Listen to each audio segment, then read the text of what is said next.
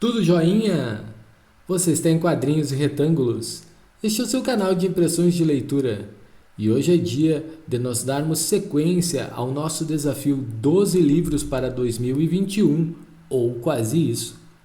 Conversando sobre O Mestiço de São Borja, de Alci Chewich.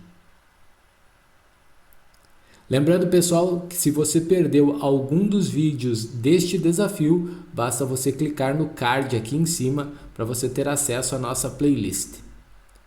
Hoje, então, nós vamos conversar sobre este romance histórico que foi escrito pelo Alci Chewich. Não é um autor muito conhecido aqui no Brasil, porém eu posso garantir que esse aqui é um baita livro se você tiver discernimento de leitura. Aqui ele conta a história de Otto Winterfeld, que é filho de uma família de imigrantes alemães que decide fazer carreira militar e acaba indo servir em São Borja, que é uma cidade do interior do Rio Grande do Sul, que fica lá no noroeste do estado, justamente na fronteira com a Argentina. São Borja é um dos 7 povos das missões, que a maioria deve lembrar pelo menos das ruínas de São Miguel. Bom, São Borja está no contexto desses 7 povos, é o primeiro deles, e é nesse cenário, junto às margens do rio Uruguai, que a nossa história vai começar. Bem, o Otto, ele acaba encontrando uma criança recém-nascida numa das suas missões enquanto militar. E os pais desta criança, os pais biológicos desta criança, haviam sido devorados por uma onça. Ele acaba adotando esse pequeno mestiço, a quem ele dá o nome de Osvaldo. E aí nós já temos os nossos 2 protagonistas da história. Esse é o ato inaugural da trama, em que o autor cobre 50 anos na vida de uma família comum de classe média alta. Não é um livro onde nós vamos encontrar heróis, não tem heróis aqui, apenas pessoas que são fruto da sua época. A ideia central é acompanhar e resumir, digamos assim, a história do Brasil entre os anos 1930 e 1980, a partir do ponto de vista de pessoas comuns que experimentam no seu cotidiano os efeitos do hoje do qual se faz a história.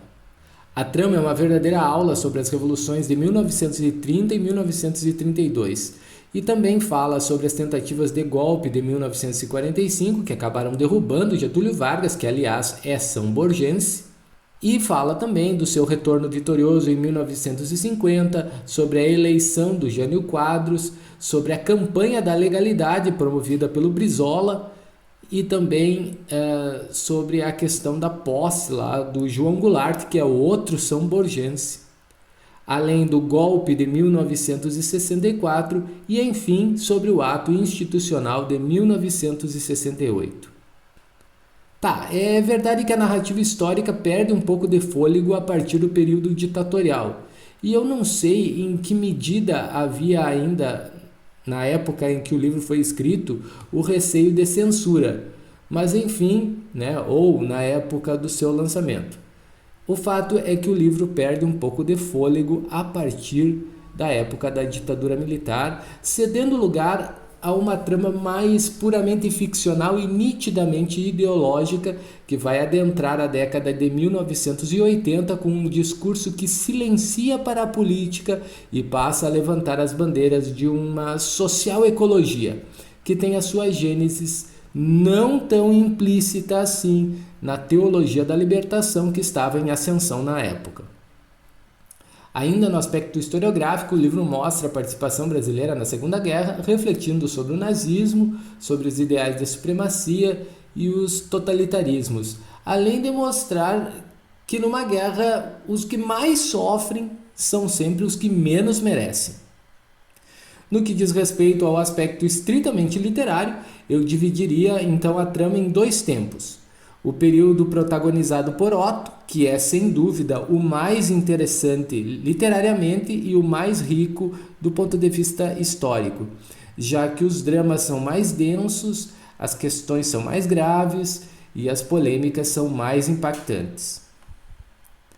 Já no período em que Osvaldo assume o protagonismo, a trama migra para o escapismo refugiado em questões ideológicas e esquece a política nacional para criticar o capitalismo, que é tido como uma nova forma de colonialismo, e também para criticar uma suposta igreja antiga, e aqui me refiro à Igreja Católica especificamente, que quase fez, segundo o livro, desaparecer a cultura original dos povos indígenas.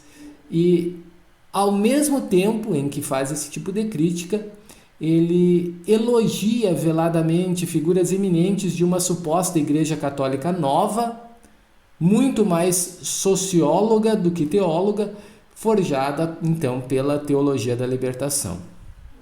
Quanto à estratégia narrativa, o autor optou por um narrador onisciente que muitas vezes confunde a sua voz com os pensamentos dos personagens, dando a ideia de um tipo de consciência coletiva que eu não saberia dizer se surge intencionalmente ou por um descuido no processo de escrita. Quanto ao espaço, a trama também é universal, já que os seus personagens ora estão no ambiente campeiro do Pampa Gaúcho, ora nos gabinetes políticos de Porto Alegre e Rio de Janeiro, ora na Itália, na França, nos Estados Unidos ou até na Suécia. Esse universalismo aparece também na linguagem, que se serve não apenas dos idiomas diferentes dos países onde a história acontece, mas também do falar popular do brasileiro e, muito especificamente, daquilo que nós vamos chamar aqui de gauchês, que ganha destaque em um capítulo inteiro sobre o interior do Rio Grande do Sul e as lidas campeiras. Na maior parte, os diálogos são críveis porque são naturais e fluidos, mas deixam evidente o objetivo didático do autor quando algum personagem explica determinada situação ou conceito, que talvez não fossem muito claros na época do lançamento do livro. O livro não é apenas um resgate histórico, mas também um exercício de previsão, já que ele foi escrito em 1978 e ele avança enquanto história narrativa até 1980. O final é totalmente surpreendente e o discurso de conclusão muito interessante. Pelo que eu pesquisei, O Mestiço de São Borja tem muito da experiência de vida do próprio autor. A edição da Sulina tem alguns poucos erros de revisão ortográfica e eu senti falta de algumas notas de rodapé. Mas como eu disse antes, é uma baita aula de história para quem tem discernimento. Então, pessoal, agora eu quero mostrar um pouco desta edição que eu tenho aqui. Ela fazia parte do acervo da biblioteca de uma tia minha, que já é falecida. Ela data de 1980, então ela já tem mais de 40 anos. Eu não sei se esse livro recebeu mais alguma edição após esta data, porém, se tiver, eu vou deixar aqui embaixo a referência para caso você queira adquirir. Este é um livro que vale muito a pena ler do ponto de vista histórico. É claro que tem o problema da questão ideológica e talvez você possa ver alguma coisa a respeito da questão partidária também, mas se você abstrair tudo isso, você vai encontrar uma boa história e um bom resgate do cenário político do Brasil entre as décadas de 1930 e 1980. Vale muito a pena ler O Mestiço de São Borja.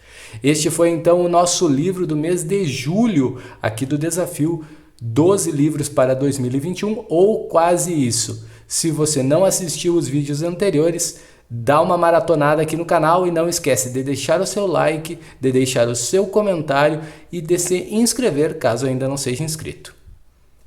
Até a próxima!